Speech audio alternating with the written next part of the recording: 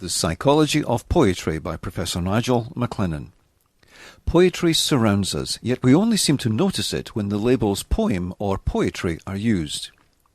What effect does poetry have on us? Why is it present across the globe and the millennia? How do we use poetry in our lives, often without knowing that we are? How can we harness its techniques to improve our lives? Poetry has been around since humans could communicate. Most of the first civilizations can lay claim to a rich heritage of poetry dating from around 2500 BC. For example, the tale of the shipwrecked sailor and the pyramid texts. What is poetry?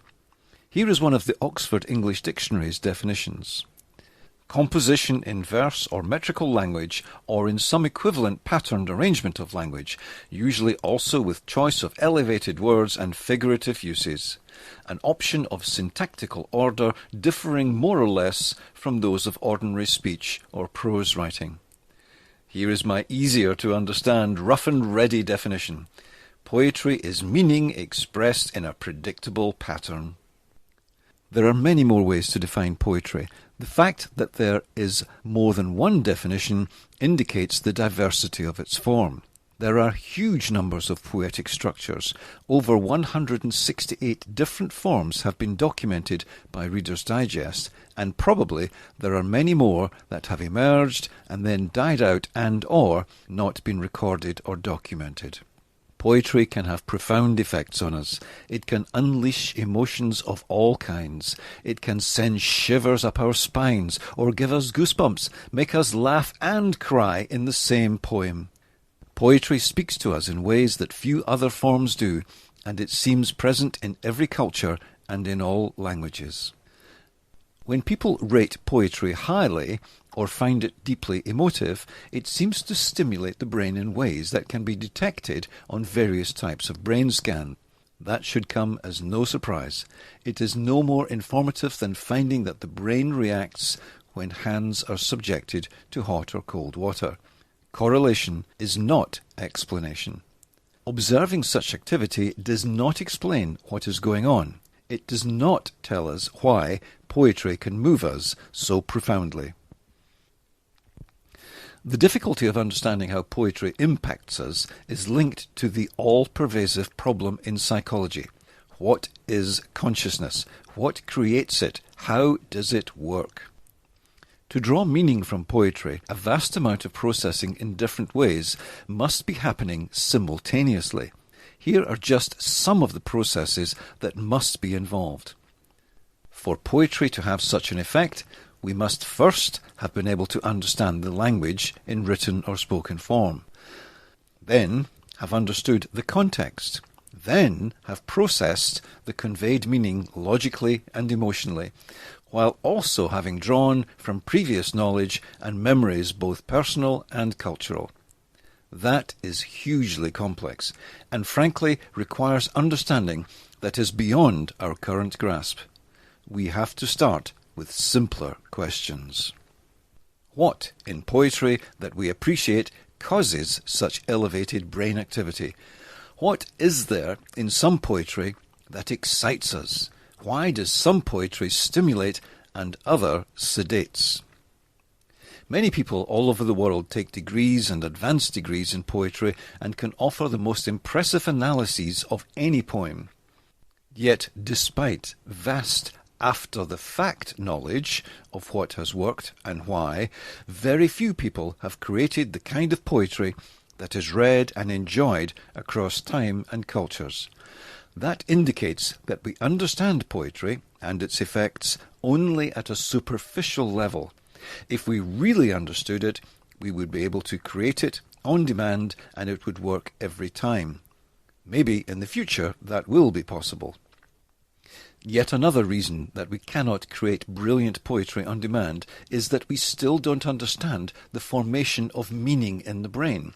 We don't understand how language is processed, meaning is drawn from the language, or how emotions are created from the meaning drawn from the language. Despite our ignorance of how it works, when poetry works, we instantly know it.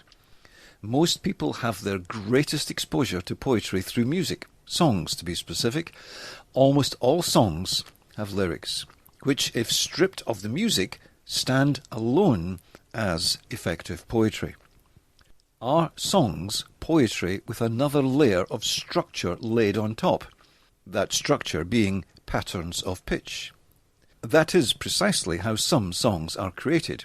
The poem, lyrics, are written first, and then layers of music are added on top. Poetry may have an effect on us which is above and beyond that of prose. Something in highly structured language seems to have an effect on us.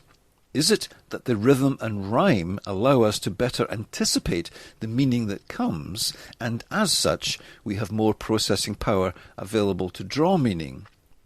Is it that the rhythm and rhyme, in some unknown way, add meaning?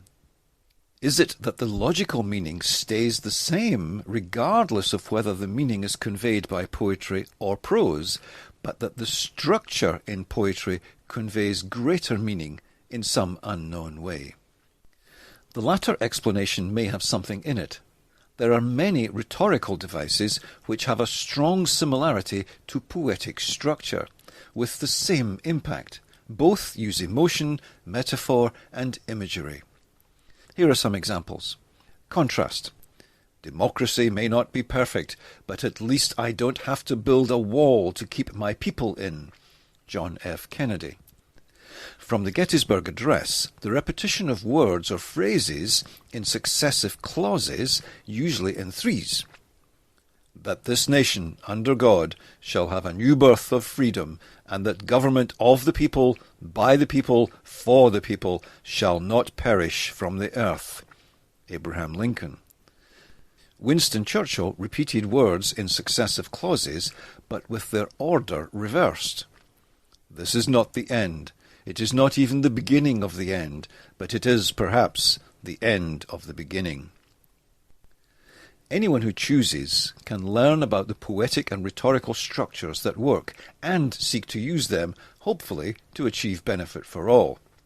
It is one thing to understand that a poetic device works. It is quite another to know why it works, when it works, or how it works.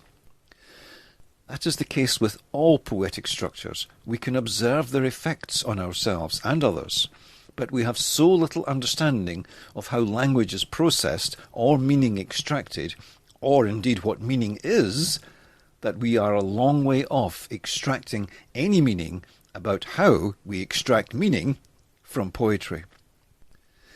Perhaps that is well demonstrated by the aptness, even today, of Aristotle's comparative analysis of poetry.